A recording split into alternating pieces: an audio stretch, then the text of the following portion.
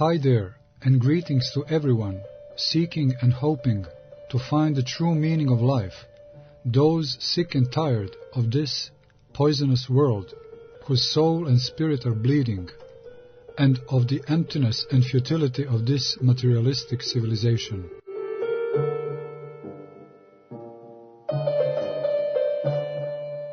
Welcome to our radio show, The Way, the Truth, the Life. Welcome to our world of supreme love and immortality, where all human hopes are fulfilled.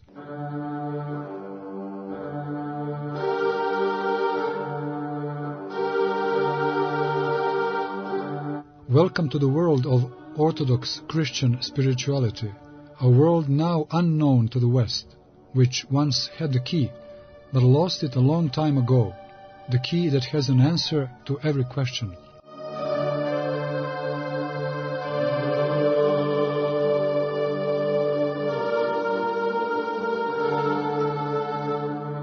My name is Monk Arsenije Jovanović. I live in the monastery of Ostrog, Montenegro.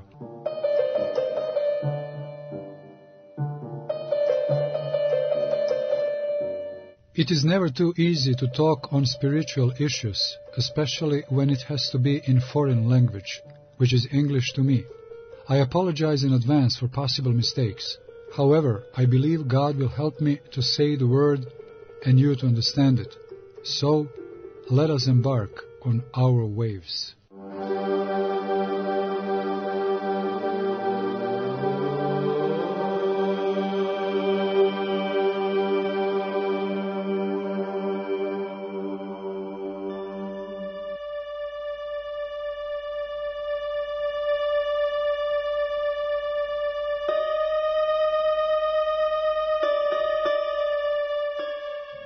Good evening, dear listeners, brothers and sisters. We are continuing with our series with my lectures given this December, last December and January, being in Australia in missionary project. So this last speech given in English was in beginning of January 2015 in Serbian Orthodox Church of St. Lazarus in Alexandria, Sydney. And since it was a pretty long speech, it is divided in two parts. Tonight you will listen to the first part, and next Friday you will hear second part of this lecture. Thank you, and I hope you will enjoy it. Father Arsenije usually tends to speak for about an hour and a half at a time. So I trust that you will patiently listen to him. You indeed have something well worth listening to. And later on we will open up the floor to discussions. God bless you and keep you well. Fr Arsenije, thank you once again for coming and for heeding this invitation of our local church in Australia and New Zealand. Thank you, Your Grace. Thank you all for coming. And hopefully maybe it is not going to be that long, as His Grace said. Yes, he said that I'm not very typical monk, unusual monk. And I'm always thinking of myself whether I should do something like this or just to hide myself from this world and spend the rest of my life in the monastery like I intended 25 years ago when I had made a decision to leave the world and to withdraw from the tumult of the world and from the chaos that is over there. But it looks like it's God's wish, God's will for me to go out of the monastery and to give what I have to give. My inner world, maybe it is extremely unusual. Maybe I'm going to be judged by church fathers, especially by the monks, maybe especially by the monks from Holy Mountain in Greece, because they say we should never talk about these things. But I think, and I follow the steps of some recent church fathers who have realized that the time has come to talk openly about about God, about His grace, about His miracles, about His energies that we can participate in. And first of all, I have to apologize for my English, because English is not my native language. And I used to live in the United States 25 years ago. And then there I learned, and my English is New York street English. It's not English from books or from high schools. And it's never easy to talk about spiritual issues, especially when it is in a language that is not your native language. But with God's help, I'll try to utter a word, as His grace said, and I hope God will open your ears to hear and to understand me. Whenever I stand up in front of such an audience, I always recount my deeds, my life, and think whether I should talk openly about my life. Maybe I'm going to scandalize somebody or everybody. But since I follow the modern world, and no matter I went to the monastery, especially in the last 4 years since I have left my hermitage, since I used to live in hermitage in the mountains of southern part of Serbia for 5 years. So since I have left over there by God's providence, I have realized that I'm called to go in front of people and talk. So since the world goes very fast, everything goes fast today, we have to follow it and to make a parallel between this world and between spiritual world. It is very important.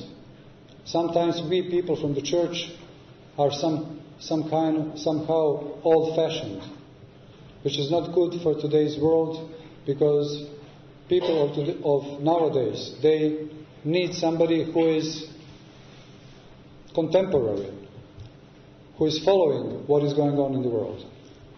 And this is my last talk, which is going to be in Australia, I think 9th. I'm here already almost 20 days, and most of the talks were in Serbian, and some of them were in English. So I'm wondering, should I repeat myself, or should I try to say something new? But I think in front of such an audience, I should start with my own life story again, because most of we didn't see each other. Some of these talks are on internet, but it's not easily to be approached, since it is a Serbian Orthodox Church website. So I was born 55 years ago in Serbia, ex-Yugoslavia, in Belgrade, under the full sway of communism. And since my childhood, I was longing for something higher in this life, for some inner fulfillment. But I couldn't find it as a child. Since there was no anything spiritual in those days.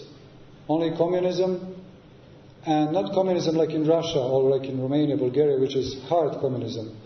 In Yugoslavia it was soft communism, which is even more dangerous, because it gives you idea that you are free, we can travel, we had a passport, everything was fine, everything was nice, there was money, nobody was working, and it was just one general indulgence, general enjoyment in life, but in a wrong way. And I remember when I was a kid, from the very beginning, I had an inclination towards narcotics. I remember in those days we used to heat our apartments in Belgrade. Many of our apartments were heated by oil stoves, petroleum stoves. And in our basement we used to have cans full of petroleum. So when I used to go down there with my father to take petroleum up in our apartment, I would smell the smell of petroleum, and I had such a strong attraction towards this smell. So it was kind of in the beginning in myself, from the early childhood. And I'm making comparison with today's gay movement. Today we have a very strong gay movement, homosexual, LGBT, and many other words and letters in this, not only lesbian, gays and whatever, but now this number goes more and more and more. So they say this is not illness, this is not deviation. That's how it is said? It is given to us from our birth. But that doesn't mean that it's something normal, that this is something to be improved by society. Since we, from the early childhood, could have certain inclinations towards something, but it doesn't mean it's normal, it's native to us. It means that we are somehow spoiled by civilization. We are degenerated and we are wounded with this civilization, with this humanity that we live in, with this world. And even genetically, we can have these inclinations towards something. Which means how ill we are. We are taking all these passions and obsessions and lusts from our parents, and we can find it in ourselves from early childhood. Also, I remember when I was in daycare, I was maybe 5 years old or 6 years old. I was pushed by certain force to masturbate. And I knew it's not good. As a little child, I knew it's something bad. But something was forcing me to masturbate. And it was an enemy of humankind. Always coming to the pure child and starting to spoil his soul from the very beginning. I remember my mother used to teach me how to pray. But she was not clever enough, she was not cautious enough, she was not experienced enough to tell me, when you start to pray, there is always danger that the evil spirits, that the spirits of darkness, who cannot stand prayer, they will come and they will try to change our minds, to stop us to pray. And I remember I used to pray, Our Father, who art in heaven, and before I ended, there was another thought telling me, stop saying this. God is something bad, and this being used very bad words. I'm not going to repeat these words now, but he was saying, God is this and that. Don't do this. And I was fighting as a child. I was realizing that there was some evil force, much stronger than me, that is influencing me and having strong control over me. But my mother was not clever and not experienced enough to tell me, when I start to pray, that these thoughts, these influences from the spiritual world will come and trying to stop us. So I stopped praying. And that was big tragedy, because from those years on, I was a prey of the evil spirits of this world. So when I was about 12 years old, I stopped being child. Being child doesn't mean being old in years, having small number of big or big number of years. It means, how do you act in your soul? Do you still feel shame when you do something wrong, or you become shameless? When we become shameless, we stop being children. since when we are children, we have this joy of life, which is given to us from the Spirit from above. And we do not have to be that pious, but being children, we have this protection from the Creator of the universe. And this protection gives us joy of life.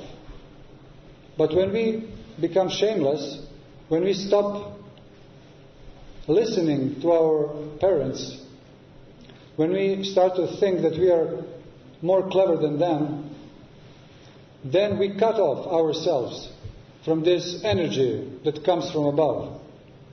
And we do not feel like children anymore. And what does it mean, not feeling like a child anymore? It means that you do not feel joy of life anymore. You're starting to feel emptiness in your soul. All of a sudden, there is no this magic, this childhood magic in you anymore. You do not feel this fulfillment as child. Something is missing. So it happened with me when I was 12 years old. I started to go out from home with other boys and girls similar to me who had enough money, because our parents were more or less on high positions in the communist system, and their careers were much more important to them than us children, like it is today most likely. Very similar. So they didn't have time for us to give us their attention and their love, and they used to give us only money. But with money we couldn't satisfy our souls. So we started to go out. And I remember we were 12, 13, 14 years old. We would go out in the city. We would buy some cheap wine, and we would go into the building sites in our city or in garages somewhere, drinking, getting drunk, very young, and discussing about life, about philosophy of life. What is life? Is it worthy of living it, or maybe to commit a suicide? Because we used to think about suicide very early. Everything was so empty, everything was so grey in those days. And I believe it's very similar. There is no great difference between communism and capitalism, because it is a materialism. It is a consumerism. These are new religions of today's world. We just need something together to put in ourselves, thinking that we are going to satisfy our souls. But we are wrong. And but since we were clever kids and gifted kids, in those days we used to have rock concerts coming from Western Europe, rock bands, and from the United States of America. And we were exposed to this influence from the West, rock and roll, hippie movement. Hippie movement was still on in those early 70s. And we have realized it is something new. It's something which is going to put certain color in the grayness of our lives. So very soon we discovered that it is going to be our religion and the philosophy of our life, rock and roll. It was giving us certain power to realize that we are alive, that there is a meaning of life. And those rock concerts were electric liturgies. Liturgy, you know what is liturgy, like a mass. And in those liturgies, we used to have those pseudo priests from Western Europe and America, with all those light shows, strong music. It was a really very impressive to our kids from small Serbia, from small Belgrade. And like on every liturgy, at the end of the liturgy you take communion. Because liturgy is a rite. You worship certain spirit, certain power that comes from above. In the case of Orthodox Christian liturgy, we worship Holy Trinity, God, the Son, and the Holy Spirit. And at the end of the liturgy, we partake of this divinity, and we receive it in ourselves. And that's how we can continue in our life. So in those days, in these rock concerts, which were electric liturgies, we were actually forced, and we were not forced from outside, but from the whole event, that we take communion as well, to partake of the spirit that we were worshipping in those rock concerts. And the communion in rock concerts were narcotics. So we didn't stay on alcohol, but we progressed higher. So in those rock concerts you could buy. In those days there was no heroin in Yugoslavia. There was marijuana, hashish, LSD trips, and that was it. No cocaine, no heroin, but there was opium, because we had a Macedonia, which is nearby, big fields of opium. So I remember in those days there was a lot of drug addicts taking drugs by needle, preparing this opium, which was stinking terribly. They were boiling this in spoons and shooting in their veins, in their young veins, in their empty veins and in their empty souls. They didn't find anything else in those grey, sad days of communism in Yugoslavia, so they were forced to fill their veins with stinking opium. And we used to smoke marijuana and hashish, actually more hashish, because marijuana was not that common in those days. And we thought we have found finally the meaning of life, because being stoned on those light drugs, as they call them today, it looked like that we have found the source of energy, the source of inspiration for our gifts that we used to have. Because my friends, they were mostly musicians, painters, actors, and avant-garde of Belgrade in those days, in those years.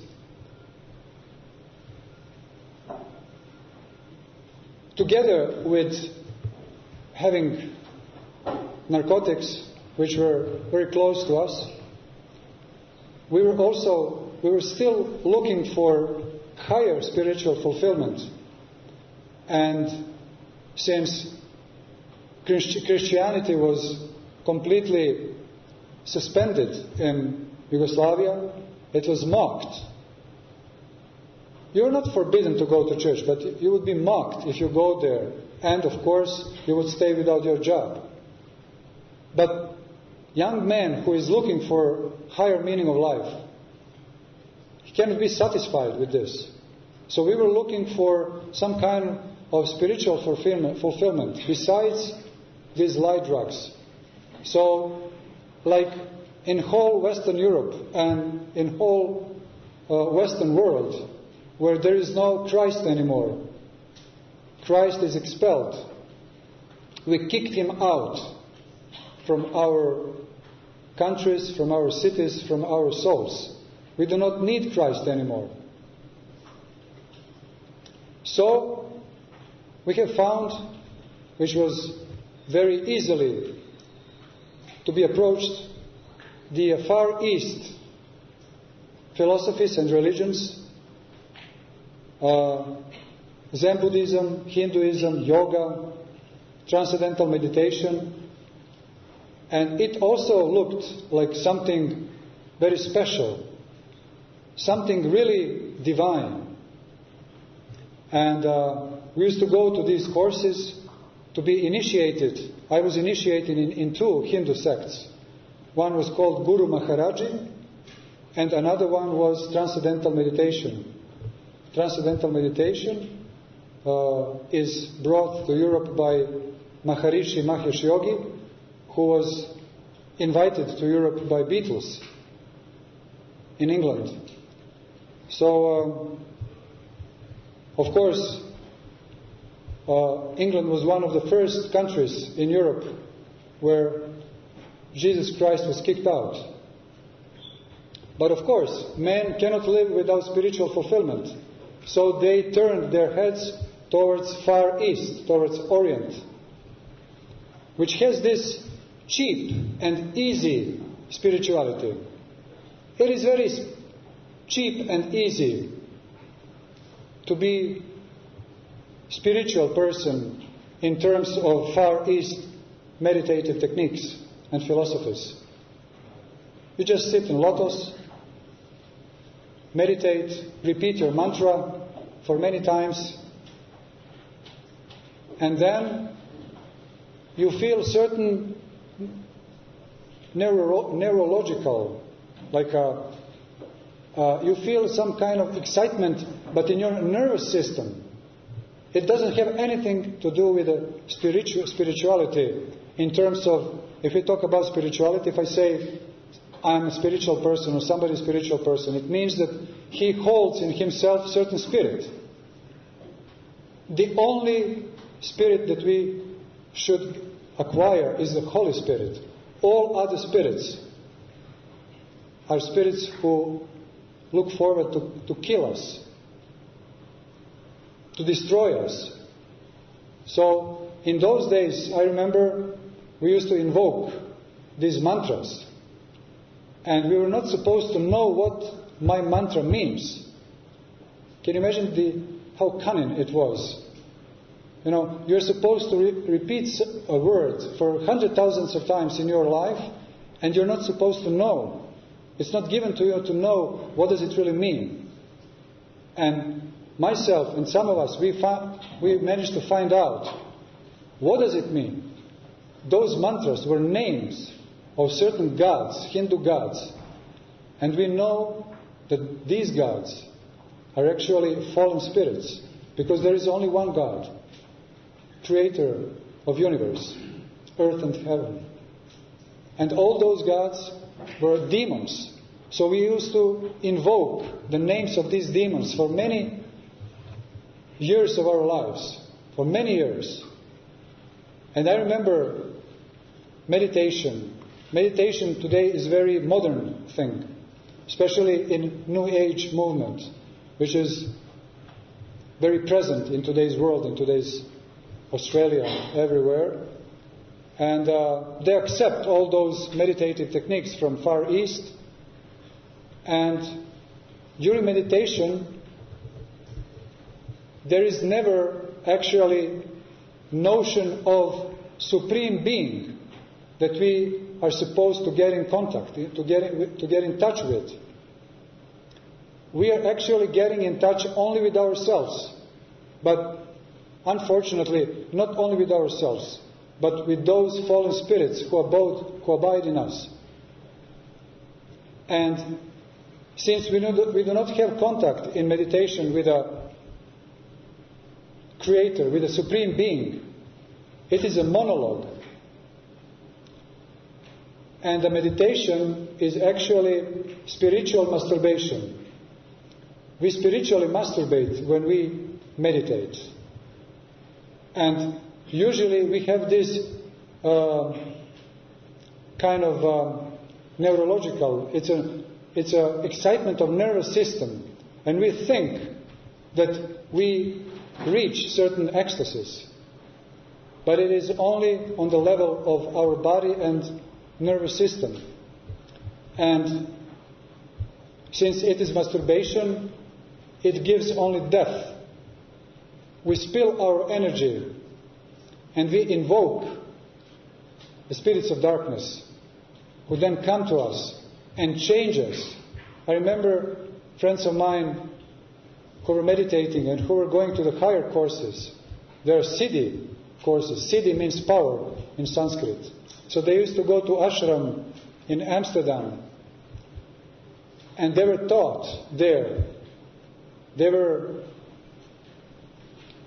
kako se kaže, bili su lagani, bili su prevareni. They were deceived. They were deceived by these false teachers, telling them that they are going to acquire cities, higher powers. So they thought they are going to be able to levitate. And they call this to hop up, something like that. I do not know exactly in English. Some kind of hopsing, hop, hop, hop. So they would sit in lotus, invoking certain formulas, and they would start to jump more and more. And really, sitting in this Turkish seat, as we call it in Balkans, you cannot jump, of course, but this strange force would help them to jump. Of course, they couldn't levitate, but they could jump high, and they were deceived, thinking that they're in contact with some divine power. But very soon after this, many of these friends of mine, they became heavy homosexuals. They became heavy drug addicts. When heroin came in Belgrade, they all got hooked on heroin. I myself, I was meditating for 7.5 years. And I would always go into the sexual promiscuity after meditating. Because meditation doesn't really heal our degenerated energy of our souls, called passions, called obsessions, called lusts. We just put oil on fire, and our passions are just growing stronger and stronger. But in the opposite of meditation, what I have discovered many, many years after that time, was prayer. And in prayer, you are actually addressing the Supreme Being, the Creator of the universe. And prayer is a dialogue. And as a dialogue, it's a mutual love between two persons, between two personalities. God's person and my person.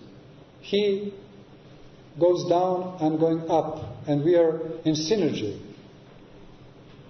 And since it is a loving communion, it gives life, in comparison with meditation that produces only death. And in this divine dialogue with the Supreme Being, we are receiving life. And not only life, but immortal life. Unfortunately, in those days, I didn't know that. So we have continued living this way of life, growing up, discovering in ourselves different gifts, especially for music. So we started to make rock bands. And we wanted to try ourselves whether we are going to be able to be priests of our new religion, which was hippie movement, sex and drugs and rock and roll. Of course, nobody is talking about hippie movement today and rock and roll. It belongs to the past. But it is the root of today's world. In those days, in hippie revolution, it was the third revolution in the history, which was against real and good order of the world, they call it old order. So, the first revolution was French Revolution, and it expelled monarchy and the church from France and basically from all Europe. Then the third revolution came, socialist, communist revolution, which killed the last, kako se kaže miropomazani car? Anointed Tsar who was the last Christian anointed ruler of Russia. He was killed, his whole family, and the Holy Church of Russia was forced to go underground. And as communists said, I'm going to kill God in you. I'm going to kill your God in you. So they really managed to kill God in ourselves, in the whole Eastern Europe, since God was killed long time ago in Western Europe. So this second revolution did what it did, and third revolution came, and after this third revolution there will be no more revolutions. This was the last one which approved that everything is acceptable. I will get whatever I want for myself, and nobody is there to forbid this to me. So in those days, this sexual revolution was in full sway, and we used to live as animals. It was a matter of competition, who is going to have more lovers. Very often, when I would wake up in the morning, and besides me in the bed there was a girl, very often I couldn't remember even her name. And it was so sad. This young girls and these young boys, they were making this early sex in a terribly sad manner. From this point now, I see how sad it was, how ugly it was. Because through this early sex, we wither our souls. Soul is wounded through this sexual intercourse, which is given to us for something beautiful, to create new life. But we used to use this sex as a means of fun and to reach certain sensation, because we were so numb. Как се каже анестезирани? Anesthetized. We couldn't feel anymore being alive. We needed more and more, stronger and stronger sensations. So our life in Belgrade was going on, ruining our lives. And beginning of 80s, heroin came in Belgrade. In the meantime, many of our friends, they became very successful. They became very successful in music, in rock and roll, in painting, in acting. They already managed to acquire a certain level, certain position in avant-garde scene of Belgrade. But unfortunately, we were all basically taking drugs, because we couldn't expose our gifts. We couldn't give our possibilities out of ourselves to our audience without taking drugs, because we didn't have this initial impulse which everybody of us need, which comes from spiritual world, this inner strength that helps us to fulfill, to make all our possibilities exposed and, как се каже, развиено? Developed, of course. All our possibilities developed. So that's why we had to take drugs. Being so ill-tempered from the outer world, which was everything but not spiritual in those days. We didn't go to church, so we needed something to fulfill our empty souls. And but I was not on the stage, but I was just one step behind the stage. I wanted to study art on art academy, to be a painter, but my father didn't allow me. He told me, no way. You have to study something concrete, something that is going to give you money. Artists are always poor. So I entered dentistry, and I was studying dentistry. And it helped me to protect myself from deep pits that friends of mine used to fall in. Since from the very youth of mine, I was always ready to fight with myself, to see what are my possibilities, to reach my boundaries, to struggle with myself. So I have found medicine as a battlefield where I can show what I really can do in my life. So this studying of dentistry helped me not to stay whole night long outside with my friends. I would go very often, and I would stay late very often. But then I would have to go back home and to study. But many friends of mine, they got hooked on heavy drugs.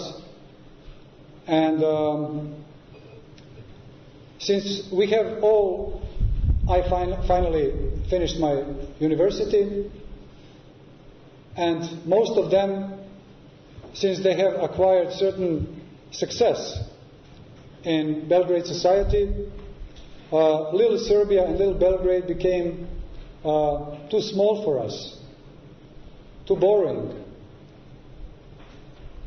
And we have decided to leave. Since the communism was falling down, and it was a terrible state, post-communist time in Yugoslavia, it was extremely hard living there. So we have decided to leave and to continue living in the Western world. So one part of my friends, we went to east coast of United States of America. Some of them went to west coast. Some of them went to Europe, mostly Berlin, London, Paris, Barcelona. So we continued to live the same way of life over there. We were clever enough, we were gifted enough to not stay like a simple workers over there for a long time. After a couple of years, we have managed to take positions in a more or less, let's say, high positions in this New York community.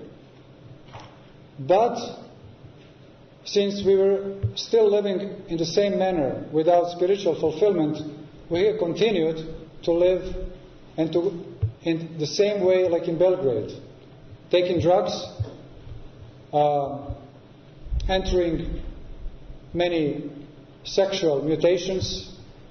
Many of my friends became homosexuals, lesbians, transvestites. And finally, we couldn't go any longer this way because narcotics, they take away big part of us. They're coming to take their debt that we owe to them. Because when you take certain drug, you worship the spirit that is actually the spirit who is abiding in certain drug.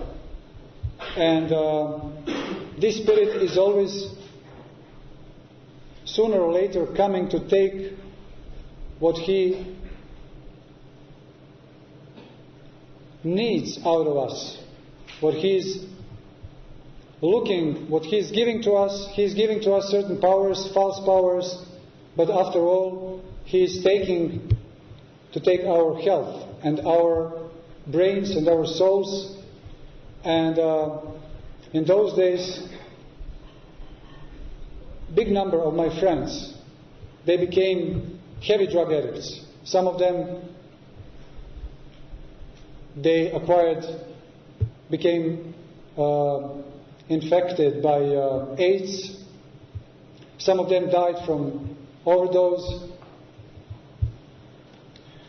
And the best friend of mine, that we came together in the United States, he was a very famous painter in those days among young painters. But he was heavy heroin addict. And since he couldn't stay in New York anymore, because New York was a place where you can get all the drugs from all over the world, and it was very cheap. So he tried to save himself moving to Canada, to Toronto. But he couldn't escape his demons. And for him, Canada was small. It was a provincial place. So he went back to Europe, and he went to Paris. He became even more famous in Paris. There was even a movie made about him from some French director. But he couldn't cope anymore with his drug addiction. He even stopped taking drugs. He even stopped taking heroin. But his health was ruined. And he went back to Belgrade, to his mother, home. And unfortunately, he died.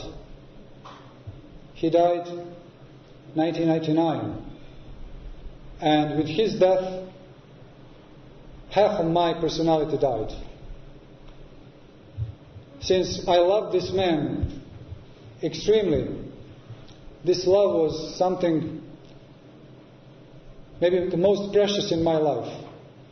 Of course, it was not homosexual love. It was a real, deep friendship. And real friendship is always love. So this death really changed my life.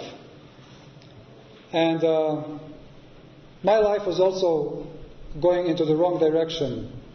I was not taking heavy drugs, but I must say that marijuana is a heavy drug. It changes your mind extremely. It's leading you into the psychotic state of your mind, into a disease called schizophrenia. And I remember I was heavy smoker of marijuana, and after 10 years of smoking marijuana, my mind started to change. And one time, for the first time in my life, I had a hallucination. And what is hallucination? Hallucination is when you strongly believe that it is real what you see. If you have a slight idea that maybe it's not the truth, then it's not hallucination anymore. But when you strongly believe in it, it's a hallucination, and it comes. It comes from spirits of darkness that approach our minds and gives us these false ideas and false pictures. And today's psychiatry, unfortunately, they do not know what is it all about. And when somebody comes to a psychiatrist and says, "Doctor, I hear voices, I see things, certain beings going through my room and my apartment, and they are telling me something, but very often they just vanish. They come again." And a contemporary psychiatrist, he is convinced it is a brain disease, it is a biochemical disorder of brain biochemistry, and nothing else. And right away, he is prescribing us psychoactive drugs, which are actually killing us even more than that. It is all experiments. With today's psychoactive drugs, psychiatry, medicine is experimenting with us. And it is a spiritual thing. The brain chemical disorder is just a secondary cause. First cause is a lack of divine spirit in us. This source of energy that helps our soul to be sound and healthy. And when the soul is sound and healthy, all the metabolism is regular. It works regularly. When the soul is disturbed, all the powers of our body and of our brain is disturbed. And then, because of this spiritual disorder, the chemical disorders are taking place in our organisms.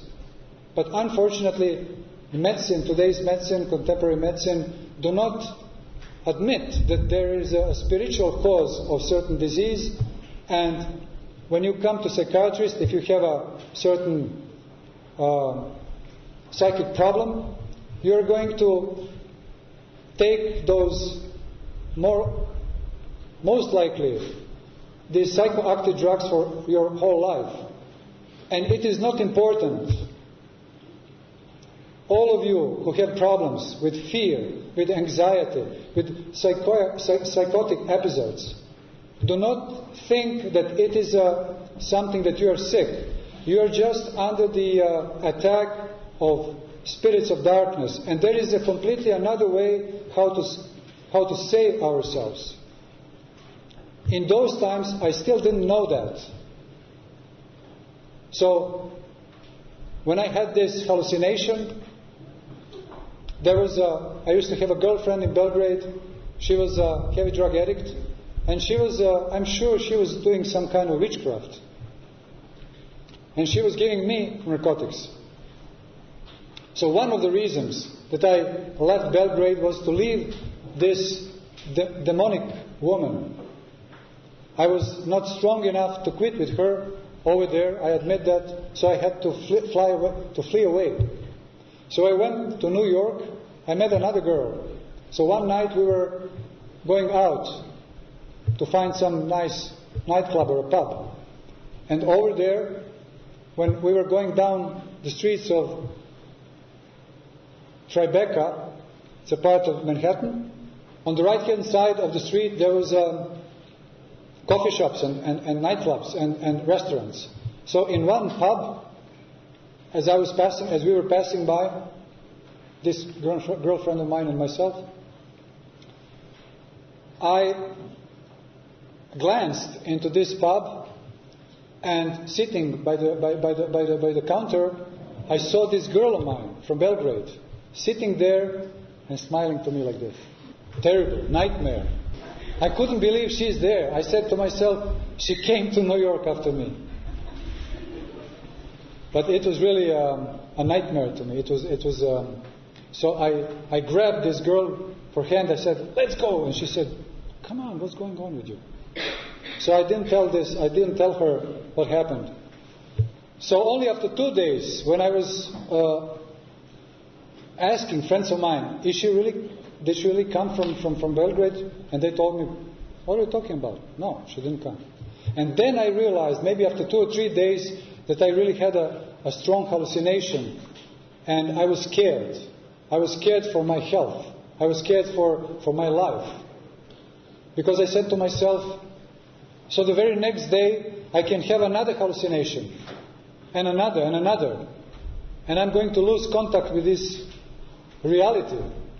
And I'm going to finish with psychiatrists and with heavy illegal narcotics, which are psychoactive drugs.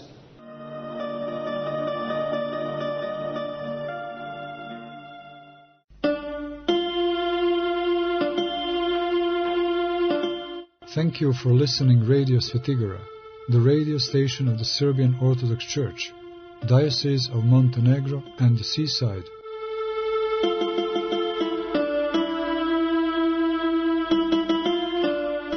Blessed by His High Eminence, Metropolitan Amphilohije.